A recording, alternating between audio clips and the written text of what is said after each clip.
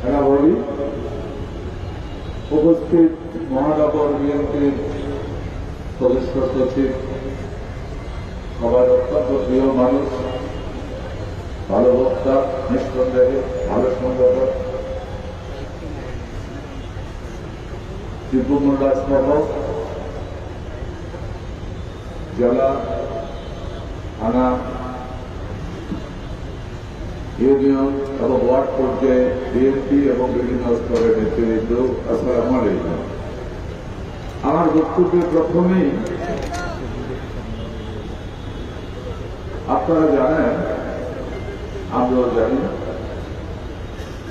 এই দেশের ছাত্র ও যুব সমাজ অনেকগুলি প্রাণের বিনিময়ে বাংলাদেশের কোটি কোটি মানুষ নতুন একটা স্বাধীনতা পেয়েছে এবং এই স্বাধীনতা অর্জন করার জন্য কত লোকের, তরুণ যুবকের, শিশুর জীবন দিতে হয়েছে, ছাত্র ছাত্রীদের জীবন দিতে হয়েছে, এখনো আমরা তা জানি না। কারণ এখনো শোনা যাচ্ছে বিভিন্ন হসপিটাল থেকে বেওয়ারিশ হিসাবে অনেক লোকেরই দাফন করা হয়েছে। আসুন আমরা প্রথমেই আল্লাহর কাছে দোয়া চাই যে আল্লাহ, যাদের রক্তের বিনিময়ে আমরা নতুন করে স্বাধীনতা পেলাম, তাদেরকে তুমি বেহেশত নসিব করো। হে আল্লাহ, তাদেরকে তুমি শহীদের দরজা ওপেন করে দাও। আপনারা জানেন, ওই যুদ্ধ করতে গিয়ে এই যুব ছাত্র সমাজ এখনো হাজার হাজার ছেলে ছাত্র ছাত্রীরা গুলি খেয়ে, এবং আমাদের দলীয় লোকজন প্রচুর আছে, গুলি খেয়ে অসুস্থ হয়ে হাসপাতালে পড়ে আছে, মৃত্যুর সাথে পাঞ্জা লড়ছে। হয়তো বা কেউ পঙ্গু হয়ে যাবে, হয়তো বা কেউ অন্ধ হয়ে যাবে, হয়তো বা কেউ আজীবনের জন্য অচল হয়ে যাবে। আসেন আমরা সবাই তাদের জন্য প্রথমে শুকরিয়া আদায় করে দোয়া করি। হে আল্লাহ, যারা জীবন বাজি রেখে আমাদের সাথে যুদ্ধ করে আজ মৃত্যুর সাথে পাঞ্জা লড়ছে, আল্লাহ তাদেরকে তুমি সুস্থ করে দাও। আল্লাহ তাদেরকে তুমি সুস্থ করে দাও। আসেন তাদের জন্য তাদেরকে ধন্যবাদ জানাই, যারা এই এত বড় একটা উত্থান পতনের পর যে স্কুল, কলেজ, ইউনিভার্সিটির ছোট ছোট ছেলে মেয়েরা, এরা ভাই বোন বলতে পারি না আমি, কারণ আমার সন্তানেরা থেকে বড়, এরা রাজপথে দাঁড়িয়ে, আজকেও দেখছি আমি রাজপথে দাঁড়িয়ে ট্রাফিক সিগন্যালের কাজ করছে। আমরা আসেন, আমরা সবাই তাদেরকে ধন্যবাদ জানাই। তোমাদেরকে যারা শহীদ হয়েছে, যারা অসুস্থ আছে, যারা রাজপথে এখনো এই দেশটাকে সুন্দর করে সাজিয়ে তোলার জন্য কাজ করে যাচ্ছে, আমি তোমাদেরকে লাল সালাম জানাচ্ছি। তোমাদের কাছে অনেক কিছু আমাদের এখনো শিক্ষণীয় আছে। এই গত আন্দোলন, এই আন্দোলন তোমরা তাদের দিয়ে দিয়েছ। তোমাদের এই আন্দোলন দেখে আমরা গর্বিত। 18 কোটি মানুষ নতুন করে স্বাধীনতা পেয়েছে। আমি কিন্তু ভিতরে ভিতরে তোমাদেরকে কিছু হিংসা করতেছি। এই কারণে যে কেন আমি তোমাদের এই আমলে জন্মগ্রহণ করলাম না, আমি কেন এত বুড়ো হয়ে গেলাম, এই সময় জন্মগ্রহণ করলে তো তোমাদের সাথে আন্দোলনে অংশগ্রহণ করতে পারি। এটা আমার দুঃখ। প্রিয় ভাইয়েরা আমার, আপনারা অনেকেই বলেছেন শেখ হাসিনা সম্পর্কে, আমার নতুন করে বলার কিছু নাই। কেউ বলেছেন খুনি, কেউ বলেছেন লুটেরা, কেউ বলেছেন উন্মাদ, একটা শব্দ বাকি আছে। আমি বলি সে একটা বড় পাকা অভিনেত্রী ছিল। দুঃখের মধ্যে হাসির কথা গান বইলা পাচ্ছি না। মানুষের কান্দে পানি আইয়ে শোকে, আর আমি জীবনে বিদেশে চোখ বুঝতে দেখি নাই। কান্দার অভিনয় করে আমরা মুছে, ঠিক কিনা? ঠিক কিনা ভাই? ওর ভাবে কি রায় দিয়ে আইনি? কত বড় অভিনেত্রী, আল্লাহর বিচারে দুনিয়াতে করতে। প্রিয় ভাইয়েরা আমার, আমি বলবো সে একটা অসুস্থ মানুষ ছিল, কমপ্লিটলি অসুস্থ। কোন সুস্থ লোক এতগুলি লোক মৃত্যুর পরে বলতে পারে না গুলি চালাও, মারো, আমি ক্ষমতায় থাকতে হবে। শুধু একটা উন্মাদের পক্ষে, অসুস্থ লোকের পক্ষে এটা করা সম্ভব। এবং এই উন্মাদের সাথে সারা বাংলাদেশে অনেকগুলি উন্মাদ যোগ হয়েছিল, যার কারণে কুমিল্লাতে আমরা 22 নম্বর ওয়ার্ডে আমি একটা লোকের কাপড়ে জানাজাতে আমরা জানাজা যেতে পারি নাই, কবর জিয়ারত করেছি। তাকে মাসুদকে অনেকগুলি কোপ দিয়ে হত্যা করা হয়েছে। এবং এখানে শুনেছি, যদিও ওই দিন আমি এখানে ছিলাম না, যে ওপেন ফায়ার করেছে পুলিশ যা করেছে তার থেকে অনেক বেশি করেছে তার এই উন্মাদ নেত্রীর উন্মাদ ফলোয়ার। এটা এখানে নয়, সারা বাংলাদেশে এইরকম অনেকগুলি উন্মাদ আছে এবং তাদের কাছে প্রচুর অস্ত্র আছে। অর্থ কি পরিমাণ আছে আল্লাহ জানে, আর বিদেশি ব্যাংকওয়ালারা জানে, আমি জানি না। সরকারের কাছে বিনীত অনুরোধ,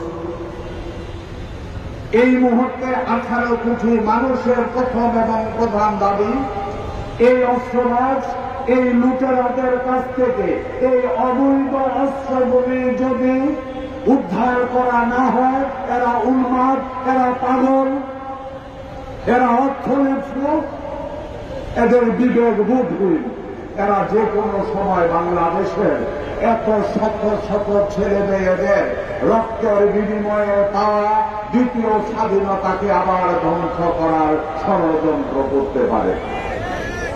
সুতরাং আপনারা যে কোনো অবস্থাতেই এই অস্ত্র উদ্ধার করেন।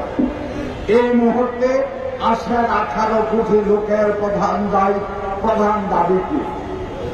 শুধু একটাই, যে যারা গত 15-17টা বছর এই দেশের মানুষকে কথা বলতে দেয় নাই, এদেশের মা বোনের ইজ্জত নষ্ট করেছে, এদেশের মানুষের টাকা লুণ্ঠন করেছে, দেশকে অর্থনৈতিকভাবে পঙ্গু করেছে, দেশকে বিদেশ থেকে বিচ্ছিন্ন করেছে, দেশের বৈদেশিক কারেন্সি শূন্য ব্যাংক গ্রহণ করেছে।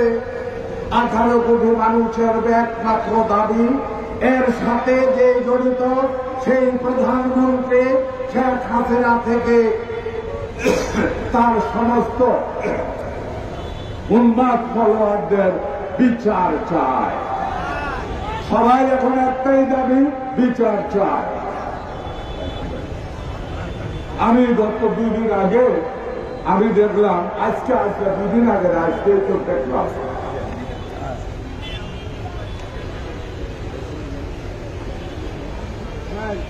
সালমান এক রহমানরা আরে দাড়ি কামাইয়া লুঙ্গি বিদ্যা মন্দিরটা গাছ দিত, তাও দূরা নৌকার সইয়ের ভিতরে হাঁদাইয়া মোলাই তোলা ছবিটা আমার ভূতে আমার কাছে ফাটাইয়া নিচে দিয়া দেখছে, আব্বা আর পৃথিবীতে টাকার কোনো দাম নাই। তো তার ছবিটা আমি দেখি নাই, ওই লেখাটা দেখতে মনে করলাম ভিতরে কে আবার ভিতরে লেগেছে। আমি তাড়াতাড়ি তারে বললাম টেলিফোন, কিরে কি হয়েছে, তুই একবার লাগছো পৃথিবীতে আর কোনো দাম নাই। আপনি ছবিটা দেখেন না, ছবিটা দেখেন।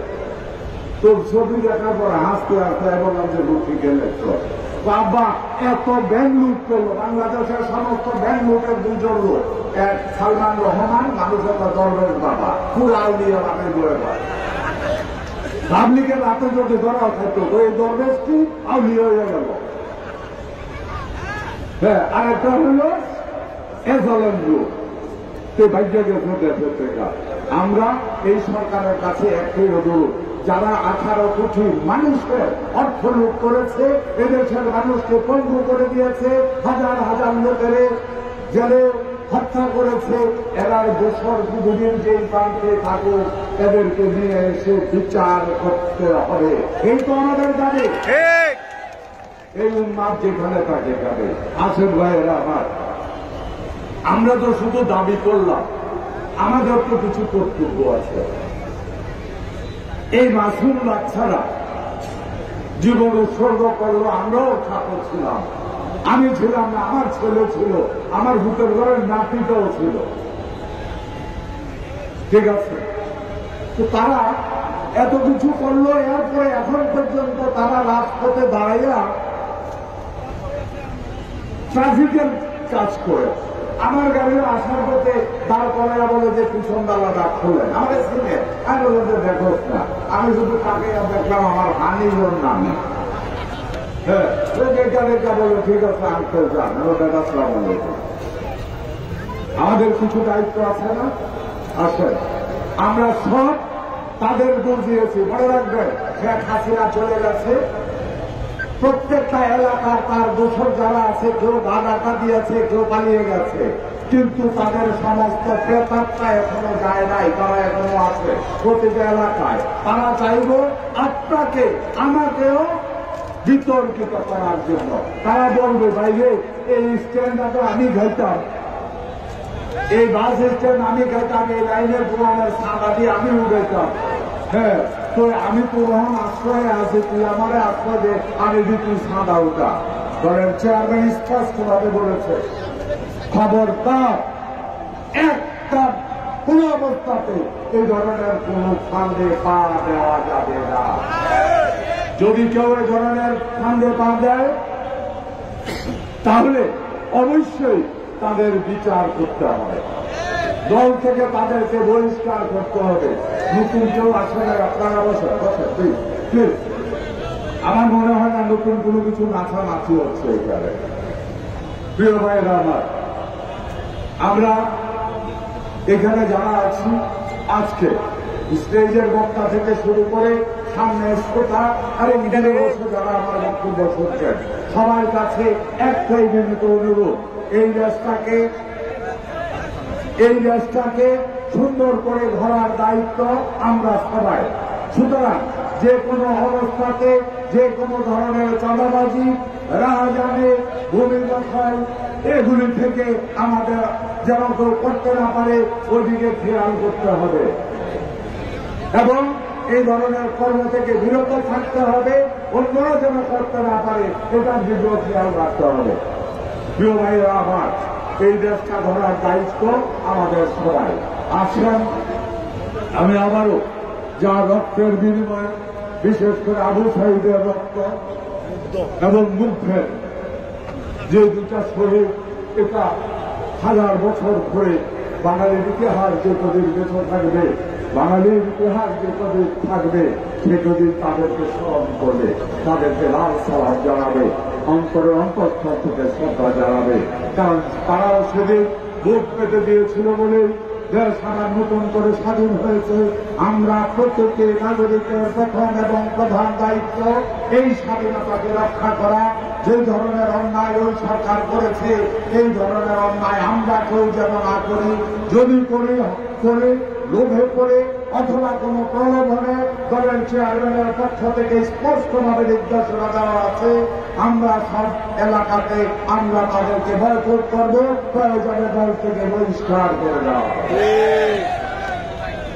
আমরা আসেন, আমার বক্তব্য শেষ। এই যে অসংখ্য তরুণ জীবনের প্রাণের বিনিময়ে, শিশু এবং কিশোর জীবনের প্রিয়ময় রক্তের বিনিময়ে যে স্বাধীনতা পেয়েছি, এই স্বাধীনতা যেন আমরা বাংলাদেশের 18 কোটি মানুষ সুন্দরভাবে উপভোগ করতে পারে। আমারও সেই নেতাদের প্রতি, শহীদ নেতাদের এবং যারা অসুস্থ আছে সবাইকে সালাম জানিয়ে, সবার প্রতি শ্রদ্ধা জানিয়ে আমি আমার বক্তব্য শেষ করছি। আল্লাহ হাফেজ। আমার মনে হয় আমার আজকের সভাপতি বক্তব্য দিয়ে গেছে, কালকে থেকে আমরা এখানে জেলা পর্যায়ে নেতৃবৃন্দ যারা আছে বা মহানগর পর্যায়ে আমরা এই এলাকাতে থাকবো, আর তারা ওয়ার্ড পর্যায়ে যারা আছে তারা নিজ নিজ ওয়ার্ডে আপনারা থাকবেন। কোন অবস্থাতে কেউ যেন কোনো শৃঙ্খলা সৃষ্টি করতে না পারে সেদিকে খেয়াল রাখবেন। ধন্যবাদ সবাইকে।